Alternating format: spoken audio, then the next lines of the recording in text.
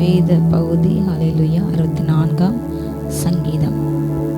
ராகத்தனினுக்கு ஒப்புவிக்கப்பட்ட தாவீது சங்கீதம். இந்த சங்கீதம் தாவீது பாடின ஒரு சங்கீதம். தாவீது தன்னுடைய வாழ்க்கையிலே நம்ம அநேக சங்கீதங்கள், இது மோசே எழுதப்பட்டது, இன்னும் பல பேரால் எழுதப்பட்டது. ஹல்லேலூயா. தாவீது மாத்திரம் எழுதவில்லை, தாவீதின் பல சங்கீதங்கள் எல்லாம் காணப்படுகிறது. தன்னுடைய வாழ்க்கையிலே நெருக்கடி வருகின்ற வேலையிலே, துன்பம் வருகின்ற வேலையிலே, சத்துருவால் தனக்கு பிரச்சனைகள், மனிதர்கள் பிரச்சாரம் பொழுது ஹல்லேலூயா, அவன் தன்னுடைய இதயத்திலுள்ள வேதனையை, புலம்பலை, அந்த கண்ணீரை பாட்டால் தேவனுக்கு தெரியப்படுத்துகின்ற ஒரு காரியம்தான் சங்கீதம். ஹல்லேலூயா. நாமும் கூட நம்முடைய ஜெப வெளியில் நம்மால் ஜெபிக்க முடியாத சில நேரங்கள், பாரங்கள் நம்மை அழுத்தும் போது, நம்ம வீடுகளில் இன்றைக்கு ஒரு 30-40 வருஷம் முன்னாடி இவ்வளவு வசதி கிடையாது. சமீப காலமாக ஒரு இந்த 10-15 இந்த 20 வருஷத்தில் தொழில்நுட்ப வளர்ச்சி என்பது மிக அசுர வளர்ச்சி கண்டுட்டு, எல்லா டிபார்ட்மெண்ட்டை, மெடிக்கல்லையும், கல்வியிலையும், எல்லா விஞ்ஞானத்துலேயும் சரி, தொழில்நுட்ப வளர்ச்சி இன்றைக்கு எல்லா இடத்துலையும் ஒரு அசுர வளர்ச்சி. குறிப்பு இந்த 10-15 வருஷம்லாங்க. ஹல்லேலூயா. இந்த இன்டர்நெட், செல்ஃபோன்ஸு, இந்த டச் ஃபோன், ஆண்ட்ராய்டு ஃபோன், அதிகமாக ஐஃபோன்ஸ் இப்போ அதிகமாக எல்லா புழங்கப்படுகிறது. அதிகமான வசதிகள், வசனம் கேட்க எத்தனையோ ஆடியோ பைபிள் இன்றைக்கு வந்திருக்கிறது. பாட்டு, ஜெபங்கள், ஆராதனைகள் நம்ம எப்பொழுது யூடியூப்பை பார்க்கலாம். எந்த செய்தி நமக்கு எந்த செய்தி எது வேணுமோ, அந்நிய பாஷை ஜெபமோ, ஆராதனையோ, இல்லை ஜெபமோ, ஏதோ பாடல்களோ, எது வேண்டாலும் எவ்வளோ நாளும் நம்ம அதில் அடித்து கேட்கலாம். வீடுகளில் போட்டுக்கொண்டே இருக்கலாம். அதற்கேற்றவாறு பென்ட்ரைவ் பிளேயர், ப்ளூடூத் பிளேயர் என்று எத்தனையோ இன்றைக்கு வசதிகள், அதை எல்லாமே நம்ம சரியான காரியத்துக்கு உபயோகிக்க வேண்டும். நம்ம வீடுகளில் அந்த பாட்டையும் ஜெபத்தையும் ஆராதனையும் போட்டு நம்ம இணைந்து ஜெபிக்கும் பொழுது அது மெய்யாக கிரேசியம் நம்மை சுற்றி சூழ இருக்கின்ற இருளின் வல்லமைகள், பிசாசு வல்லமைகள், தந்திரங்கள், நமக்கு எதிராக பிசாசு செய்கிற திட்டங்கள், வருகின்ற காலங்களில் ஃப்யூச்சர் வரப்போகிற பிரச்சனை திட்டங்களுக்கு முன்பு தான் கத்தன்மை ஆயத்தப்படுத்தி நம்ம ஜெபிக்க வைத்து ஜெயமெடுக்கப்பார். ஹல்லேலூயா. அப்போ தாவீதுக்கு அந்த காலத்தை அந்த வசதி கிடையாது. ஆனாலும் அவன் மாடு மேய்க்கும் போது எப்படி ஆடு மாடு மேய்க்கும் அவன் எப்படி இருந்தானோ, அது அவன் ராஜாவாக மாறின பிற்பாடும் அவன் வாழ்க்கையில் அது அவனுக்கு கை கொடுத்தது. அந்த வேலையில் கிணத்தை எடுத்துக்கொண்டு அவன் சங்கீதத்தில் பாடிக்கொண்டு ஆண்டவர் ஆராதிச்சான். அவனுக்கு தெரிஞ்சிலாம் பாடலை, அவன் ஆவியில் ஆண்டு மேலே அன்பில் ஆவில ஏற்பட்டு அவன் மியூசிக் கிளாஸ் போல் அவன் தன்னுடைய தொண்டைக்கு தன்னுடைய சரியான அந்த காடுக்கேற்ற பாடும் என்று அப்படிப்பட்ட எந்த அறிவும் இல்லாமல் ஹல்லேலூயா தனக்கு தெரிந்த ராகத்தை அவன் பாடினான். ஹல்லேலூயா. பின்பதாக இந்த சங்கீதங்கள் இன்றைக்கு எவ்வளவோ மக்களை இன்றைக்கு ஹல்லேலூயா தட்டி எழுப்பி கொண்டு இருக்கிறது. அநேக வேளையில் பிரச்சனை கடந்து போகும்பொழுது, பைபிள் எழுக்கும்பொழுது முதலாவது கண்ணில் படுறது சங்கீதங்கள். அதில் வருகின்ற ஒவ்வொரு வார்த்தையும் நம்மளோட சிச்சுவேஷனுக்கு ஏற்ற மாதிரி இருக்கும். அதை ஒரு ஜெபமாக ஆண்டுகிட்ட கன்வெர்ட் பண்ணி ஆண்டு அதையும் ஏற்றுக்கொண்டு அதுக்கு ரிப்ளையும் கொடுப்பார். ஹல்லேலூயா. அப்படி தாவீது அவனுடைய துன்ப வெளியிலே பாடின ஒரு சங்கீதம் தான் இந்த 64ஆம் சங்கீதம். தேவனே, என் விண்ணப்பத்தின் என் சத்தத்தை கேட்டருளும். சத்துருவால் வரும் பயத்தை நீக்கி என்னுடைய பிராணனை நீங்கள் காத்துருங்க ஆண்டவரே. எனக்கு சத்துருவெல்லாம் ஒரு பயம் வந்திருக்கு, என் உயிரை எடுப்பேன்னு சொல்லி இன்றைக்கு சத்திர நிற்கின்றான் ஆண்டவரே. இந்த சூழ்நிலை உங்களை நோக்கி என் ஜீவன் நீந்தான் ஆண்டவரே, நீங்கள் தான் என் ஜீவனை பாதுகாக்க முடியும். நான் ராஜாவாக, அவன் அந்த ராஜாவாக இருக்கின்றான், ராஜாவாக மாறுகின்றான். சவுல் துரத்தும் பொழுது அவனுக்கு ராஜாவாக கிடைக்கவில்லை. நான் எவ்வளவு பெரிய கோலியத்தை வீழ்த்தினாலும் என்னுடைய ஜீவனை திரும்ப ராஜாவான அப்புறம் அவனுக்கு ஒரு கூட்டம் சேர்ந்த பிற்பாடும் அவன் தன்னுடைய மகனால் துரத்தப்படுகின்றான். ஜீவனை தப்புறக்கு அவன் ஓடிக்கொண்டு இருக்கின்ற ஒரு காலகட்டம் வரை. அப்படிப்பட்ட சூழ்நிலையிலும் ஹல்லேலூயா, நான் எவ்வளோ பெரிய ராஜாவானாலும், எவ்வளோ பெரிய அதிகாரம் எனக்கு வந்தாலும், எவ்வளோ பெரிய படம் இருந்தாலும் இதெல்லாம் என்னை பாதுகாக்காது. ஆண்டவர் மட்டும் தான் என்னை பாதுகாக்க முடியும். ஏனென்றால் அவர் சேனைகளின் கர்த்தர், யாக்கோபுடைய நம்முடைய உயர்ந்த அடைக்கும் என்பதை அவன் அறிந்திருந்தான். ஹல்லேலூயா. துன்மார்க்கர் பேசையும் ரகசிய ஆலோசனைக்கும் அக்கிரமக்காரருடைய கலகத்துக்கும் என்னை விலக்கி மறைத்தரலாம். நம்ம இந்த நாளில் அமாவாசை நாளில் ஜெபிக்கின்றோம். அநேகர் இந்த அமாவாசை ஜெபத்தை குறித்து பரியாசம் பண்ணுறாங்க. ஆனால் வேதத்தில் அதுக்கான சில ஆதாரங்கள் இருக்கின்றன. நம்ம ஏற்கனவே பார்த்தபடி 2 ராஜாக்கள் எப்பொழுதும் சொல்கிறபடி 4ஆம் அதிகாரத்தில் எலிசா ஒரு வீட்டுக்கு சுனேமில் ஒரு வீட்டுக்கு சென்ற பொழுது அங்கு எலிசாவுக்கென்று அவங்க என்ன செய்கிறாங்க, ஒரு ரூம் ரெடி பண்ணி அதில் ஒரு கட்டில் போட்டு அதில் ஒரு விளக்கு வைத்து எப்பொழுதும் போயிடுற நம்முடைய வீட்டில் வருகின்ற அந்த பரிசுத்தவானுக்கு நம்ம ரூம் ரெடி பண்ண வேண்டும் என்று அந்த ஸ்திரீ அவருக்கு பணிவிடை செய்து அவரை போஷிக்கல் அவருக்கு நிறைய காரியங்கள் செய்கின்றால். அப்பொழுது அவனுடைய தன் வேலைக்கான கூட்ட அவர் கேட்கின்றார், இந்த ஸ்திரீக்கு ஏதாவது குறையானன? அந்த ஸ்திரீக்கு ரொம்ப வருஷமாக குழந்தை இல்லை, அவரை உபசரிக்கின்றால் செய்கின்றானாலும் அவளுடைய குறையை கூட சொல்ல அதை பெருசுபடுத்தலை. அப்படிப்பட்ட ஒரு நல்ல ஸ்திரியை காண அப்படின்றால் அப்பொழுது எலியாதுக்கு அவரை கூட்டு செய்கின்றார். ஒரு திட்ட காலத்தில் நீ ஒரு குமார் நடத்தி கொண்டு போயின்னு சொல்லும்பொழுது அந்த சொன்ன வார்த்தையின்படியே நடக்கின்றது. ஆனாலும் அதை ஏற்றுக்கொள்ளாமல் அதை நம்பாமல் நீங்கள் அபத்தம் சொல்ல வேண்டாம், வயசாகிட்டேன்ட்டு ஒருவேளை சூழ்நிலை நடத்திட்டா அந்த வார்த்தையை தட்டி டக்குண்டு. ஆனால் அது பிற்பாடு அந்த குழந்தைக்கு சுகமில்லாமல் அது மறித்து போய் விடுகிறது.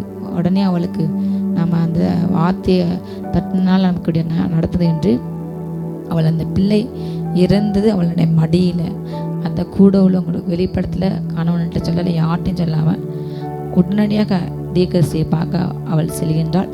செல்லும் போது கணவன் கேட்கின்றான், இன்றைக்கு ஓய்வு நாள் அல்ல, இன்னைக்கு அமாவாசை நாளும் கிடையாது, மாத பிறப்பு பண்டிகை எதுவுமே இல்லை, நீ அவரை பார்க்க போகின்ற கேட்கின்றான். அப்போ அதுக்கு முன்பதாக அது இஸ்ரேலில் பழக்கம். சாமுவேல் இருக்கும் பொழுது தீர்க்கதரிசி இருக்கும் பொழுது ஜனங்கள் பிரச்சனைக்காக சொல்யூஷனுக்காக தீர்க்கதரிசியை நாடி போகிறது வழக்கம். அவங்க எந்த நாளில் போவாங்க, ஓய்வு நாளோ ஏதோ ஒரு மாத பண்டிகை, மாதம் பிறந்தால் போவாங்க, வருஷம் மாதம் பிறந்தால் பண்டிகை நாட்கள், அதே போல் அமாவாசை நாட்களில் கூடுறது. அந்த நாளில் பிரச்சனைகள் பொதுவாகவே பிசாசின் காரியங்கள் அந்த நாள் அதிகமாக இருக்குன்னு சொல்கிறாங்க. இருள் சூழ்கின்ற காலங்களில் பிசாசின் காரியங்கள் அதிகமாக காணப்படும். அது உண்மை, சயின்டிஃபிக் பிரகாரமாக நிரூபிக்கப்பட்டது. அதனால நம்ம அதிகமாக ஜெபிக்க வேண்டும். அந்த நாளில் வான மண்டலங்கள் ஆவிகளை கட்டியேற்று ஜெபிக்கும் பொழுது கட்ட ஆவிகளை நமக்கு ஒரு ஜெயம் கொடுப்பார். அல்லேலூயா. அப்படியே அதே போல் அந்த ஸ்திரீ அன்றைக்கு அவரை பார்க்க செல்கின்றார். அந்த குழந்தையை கொண்டு அந்த குழந்தை உயிர்ப்பிக்கப்படுகிறது. அல்லேலூயா. அங்கு கொண்டு செல்லும் பொழுது உயிர்ப்பிக்கப்பட்டாலே திரும்பி அவங்க வீட்டுக்கு அவர் எலியா அந்த குழந்தை மேலே விழுந்து அந்த குழந்தைக்கு ஜீவனை கொடுக்கணும். அந்த குழந்தை உயிரோடு கூட எழும்புகின்றது. அல்லேலூயா. இப்படி ஊழியக்காரர்களை பார்க்க இந்த நாள் ஒரு விசேஷித்தமாக அவங்க பயன்படுத்தாங்க. அதே போல் 1 நாளாகமும் 23ஆம் அதிகாரத்தில் 28ஆம் வசனம் இடையாக போடப்பட்டது. அவர்கள் ஆரோனுடைய குமாரனின் கீழ் கர்த்தருடைய ஆலயத்திலே ஊழியமாய் நின்று பிரகாரங்களையும் அறைகளையும் சகல பரிசுத்த பனிமுட்டுகளின் சுத்திகரிப்பையும் தேவனுடைய ஆலயத்தின் ஆராதனை கடத்த வேலையும் விசாரிப்பதும் சமூக தப்பங்களையும் போஜன பலிக்கு மெல்லியமாயும் புளிப்பில்லாத அதிரசங்களையும் சட்டிகளிலே செய்கிறதையும் சுடுகிறதையும் திட்டமான சகல நிறையையும் அளவையும் விசாரிப்பதும் நாள்தோறும் காலையிலும் மாலையிலும் கர்த்தரை போற்றி துதித்து ஓய்வு நாட்களிலும் அமாவாசைகளிலும் பண்டிகைகளிலும் கர்த்தருக்கு சர்வாங்க தகன பலிகள் செலுத்தப்படுகின்ற சகல வேலைகளிலும் லக்கத்துக்குள்ளான அவர்கள் தங்களுக்கு நியமிக்கப்பட்டபடி எப்பொழுதும் அந்த பிரகாரமாக செய்ய கர்த்தருக்கு முன்பாக நிற்பதும் ஆசரிப்பு கூடாரத்தின் காவலையும் பரிசுத்த ஸ்தலத்தின் காவலையும் தங்கள் சகோதரராகிய ஆரோனுடைய குமாரன் காவலையும் காப்பதும் கர்த்தருடைய ஆலயத்தின் பணிவிடையை செய்வதும் அவர்கள் வேலை. அல்லேலூயா. ஒவ்வொரு நாளும் தாவீது ராஜா அந்த அதிகாரத்தை நீங்கள் பார்த்தீங்கன்னா வயசாகணுன்னு சாலமோன் ராஜாவை புது ராஜாவாக தேர்ந்தெடுக்கின்றார். அவர் தேர்ந்தெடுத்த உடனே அவர் செய்கின்ற காரியம் அல்லேலூயா. முதலாவது ஆலயத்தின் காரியங்களை சரிபார்க்கின்றார். ஃபஸ்ட்டு அவர் சரிபார்க்கின்ற காரியம் தான் 30 வயசுக்கு மேலே உள்ளவங்களை செலக்ட் பண்ணி ஆலயத்துக்கு காவல் காக்க பாடுகின்ற ஒரு குரூப்பு, ஒரு 2 செட்டு குரூப்பை மொதல் செய்கிறது தான் பாடகர் குழு. அதுக்கடுத்தது ஆலயத்தில் சுத்திகரிக்க, பலி செலுத்த, ஆராதனை முறைமைகள், போஜன பலியோ சர்வாங்கதான பலியோ அதுக்கான முறைமைகள், அதுக்கான நிறைய அளவு எல்லாம் அது ஆலயத்தோட காரியங்களை சரிப்பன குரூப், அதுக்கென்று ஸ்பெஷலாக குரூப்பை நியமித்து அவங்க என்ன செய்யணும் என்று அவர் திட்டம் நின்றார் சாலமோன். அப்படி செய்கின்ற காரியம் தான் நம்ம இன்றைக்கு பார்த்தோம். அவங்க வாசலில் காக்காங்க காலை தூரம் டெய்லி சாயந்தரமும் டெய்லி வந்து ஆண்டவருக்கு என்ன செய்கிறாங்க, பலி செலுத்துகிறாங்க. அவரை போற்றி பாடி துதிக்கிறாங்க. எந்த நாள்லனா எப்பொழுது முதல்ல காலையில மாலையில செய்கிறாங்க. அதுக்கப்புறம் ஓய்வு நாட்களில், அமாவாசை நாட்களில், பண்டிகை நாட்களில். அல்லேலூயா. வசனத்திலாக போடப்பட்டது முக்கியமான நாளாக பழைய ஏற்பாடு காலங்களில் காணப்படுகிறது. புதிய ஏற்பாடு காலங்கள் அதை வந்து மறந்துட்டாங்க. அல்லேலூயா. நம்ம வந்து பழைய ஏற்பாட்டு அந்த பலிகளே செலுத்த வேண்டும் என்று சொல்லவில்லை. நாவாகி ஸ்தோத்திர பலியை அல்லேலூயா ஜெபிக்க வேண்டும். அதே போல் இப்படிப்பட்ட ஸ்பெஷல் நாட்களில், மாத பிறப்பு, பண்டிகை, ஓய்வு நாட்களில் நம்ம ஆசரிக்க வேண்டும். அல்லேலூயா. அதுக்காக அதை நீங்கள் ஆசரிக்கவில்லை என்றால் உங்களுக்கு சாபம் என்று இன்றைக்கி இந்த ஓய்வு நாளை மாத்திரம் எடுத்துட்டு மற்றதெல்லாம் தள்ளிட்டாங்க.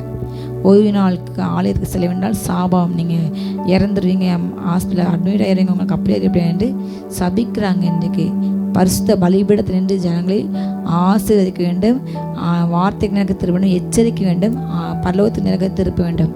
ஆண்டு சொல்லுகின்ற கருத்தை பேசணும், ஆண்டு சொல்லுகின்ற எச்சரிப்பு கொடுக்கணும், தன்னுடைய மாம்சத்தை பேசக்கூடாது. ஆனால் இன்றைக்கு உங்களில் அநேகர் ஆக்கினைக்குள்ளாக ஆகாதபடிக்கு நீங்கள் போதகர் ஆகாத என்ற வார்த்தையின்படி ஆக்கினை அடையும் என்று அறிந்து தெரியாமல் இன்றைக்கு ஆண்டோர் சொல்லாத ஏவாத வார்த்தைகளை ஒரு மேலே பகையோ கசப்போ ஒரு தனக்கு எதாக பேசுகிறாங்க செயல்பட என்றால் பிரசங்க அந்த நேரத்தை பலிபட்டு ஏறி நின்று அவங்கள குத்துற, அவங்கள காயப்பட்டு அவங்கள சபை விட்டு ஓட வைக்கிறதுக்கு என்னென்ன செய்ய முடியும் அத்தனையும் பலிபட்டு நின்று அந்த வார்த்தையை ஒரு ஆயுதமாக என்னை பயன்படுத்துகிறாங்க.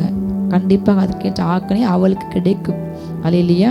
ஆண்டவர் சொல்கின்ற அந்த ஒவ்வொரு வாரம் எந்த வார்த்தை ஆண்டவரே ஏன் ஜனத்துக்கு இந்த வாரம் நீங்கள் கொடுக்க நினைக்கிங்க, அந்த வார்த்தை கொடுங்க. இந்த ஜனத்துக்கு ஏற்ற வார்த்தை ஆவியானுக்கு தெரியும் அவங்க என்ன சூழ்நிலை சபைக்கு வாராங்க, என்ன பிரச்சனையில் வாராங்க என்று.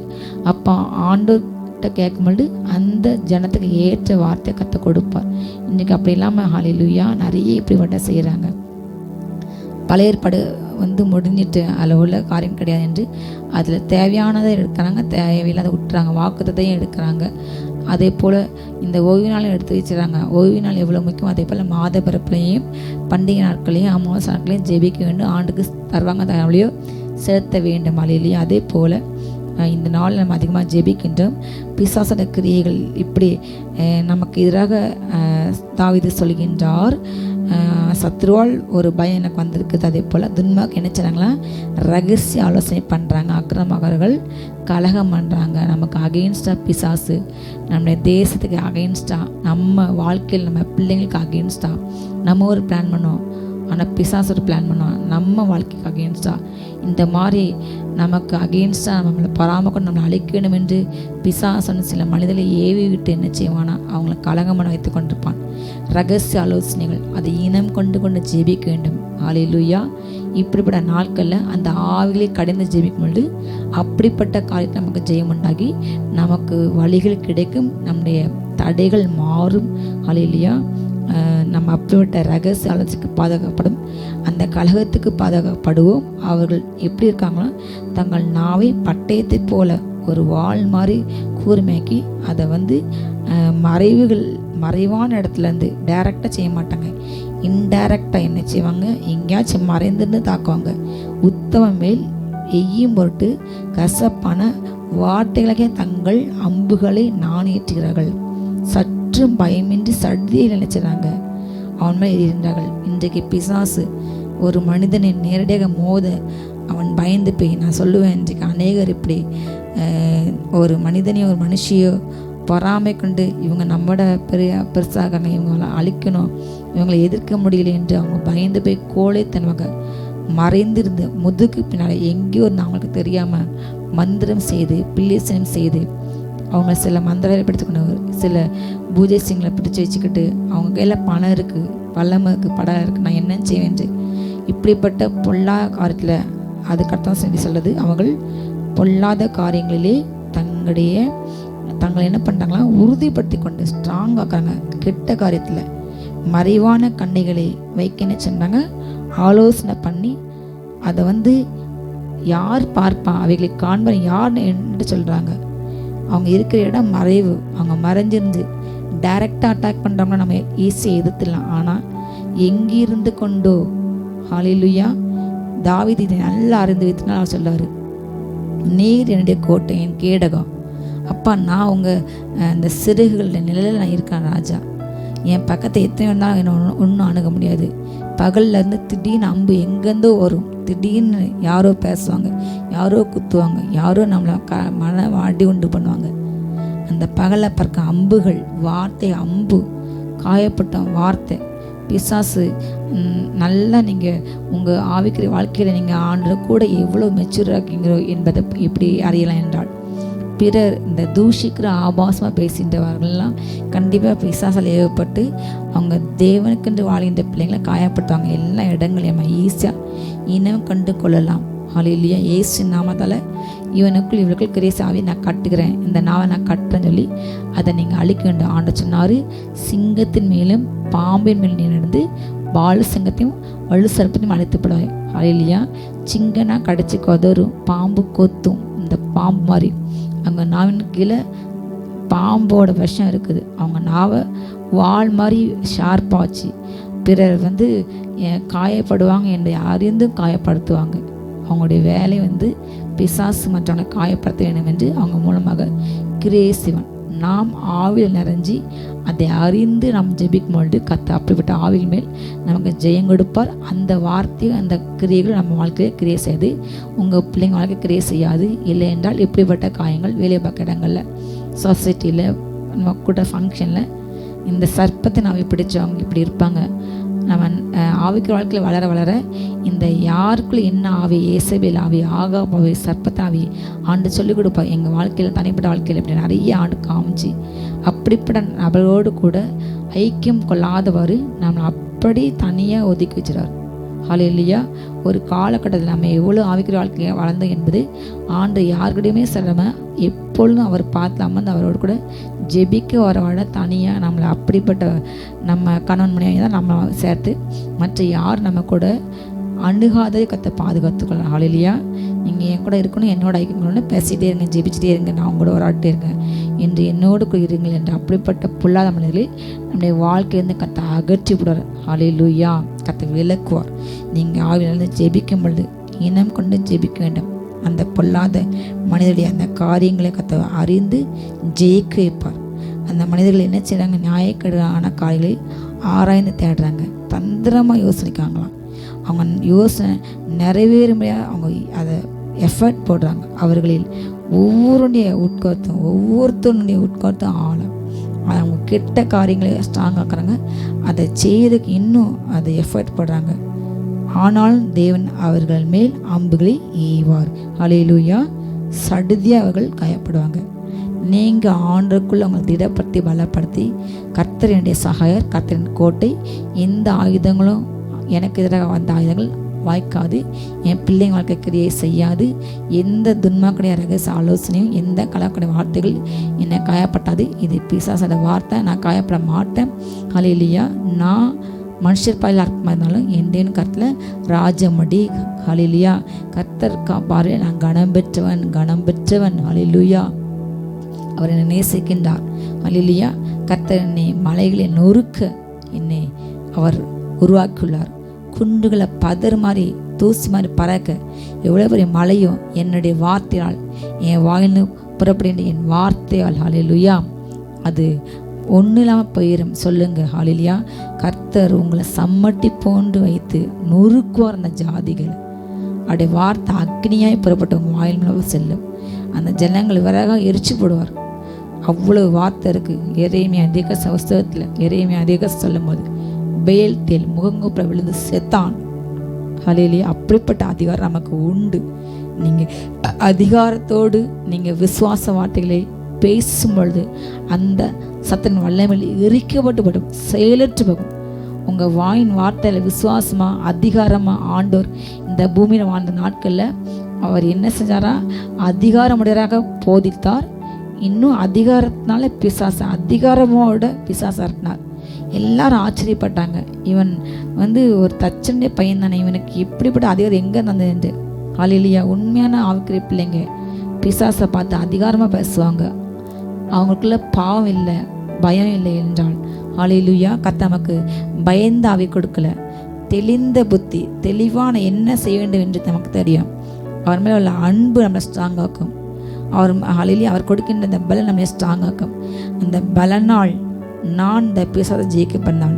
நான் சிங்கத்தின் மேலே நான் நடப்பேன், பால சிங்கத்தை மிதித்து போடுவேன், சத்ருவின் காலின் கீழே சாம்பல் என்பதை அறிந்து நீங்கள் அந்த வார்த்தையை கன்ஃபஸ் பண்ணும்போது உங்களுக்கு எதிரான இப்படிப்பட்ட பட்டயமோ துர் ஆலோசனைகளோ கலக ஆவிகளோ கிரியை செய்ய முடியாது. விசேஷமாக இந்த அமாவாசை நாளில் நம்ம ஹல்லேலூயா இதை அறிந்து கொண்டு, பிசாசின் தந்திரங்களை அறிந்து கொண்டு, பிசாஸ் எப்படி வருவான் என்பதை ஹல்லேலூயா நாம் அறிந்து கொண்டு அதை அறிந்து சொல்லி ஜெபிக்க வேண்டும்.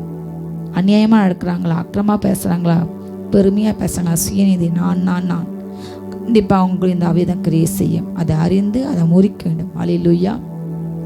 அவங்க தப்பான காரியத்தையே தேடுவாங்களாம். தப்பாக நடக்கிறதுக்கு எத்தனை காரியத்தை எடுக்க முடியுமோ தவறாக பேச, மற்றவங்க தவற சித்தரிக்க, இப்படிப்பட்ட காரியங்களே தேடிட்டு இருப்பாங்க. அதை அவங்க தீவிரப்படுத்துவாங்க. ஆனால் நம்ம அதை முறிக்கிற வளம் நமக்குள் இருக்கிறது. கர்த்தர் அவர் மேல் ஒரு நாள் அம்பை எய்வார். திடீரென்று துன்மாக்கன் சடுதியாய் காயப்பட்டு அவன் இடர்ந்து அழிந்து போனான். எழுந்திருக்கவே மாட்டான். நீதிமான் எத்தனை பிள்ளை எழுந்திருப்பான். நீதிமான பாதை ஒவ்வொரு நாளும் கூட்டிக்கொண்டு போகிறான்.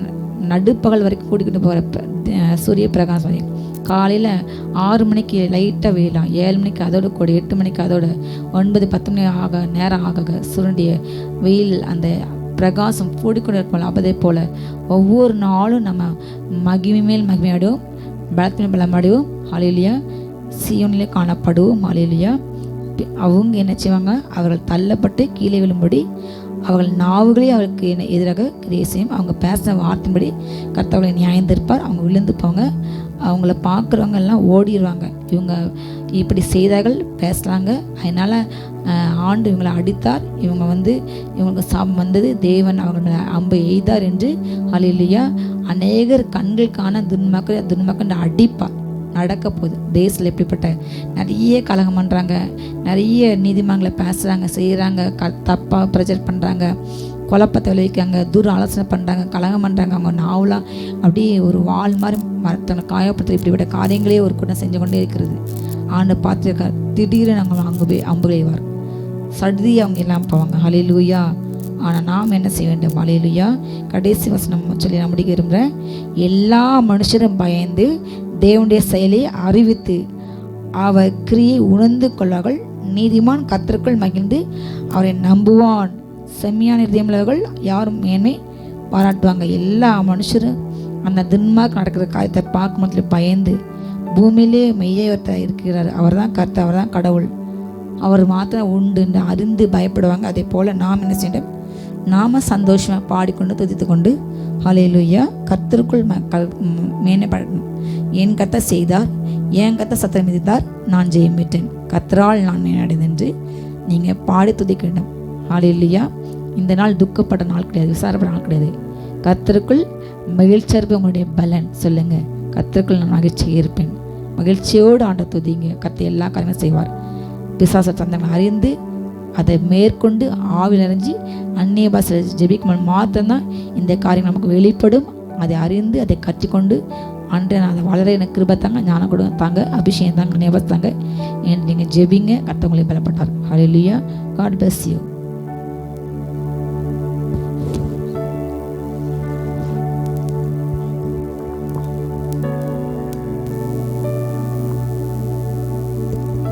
ஹல்லேலூயா. ஸ்தோத்திரம் ஸ்தோத்திரம்.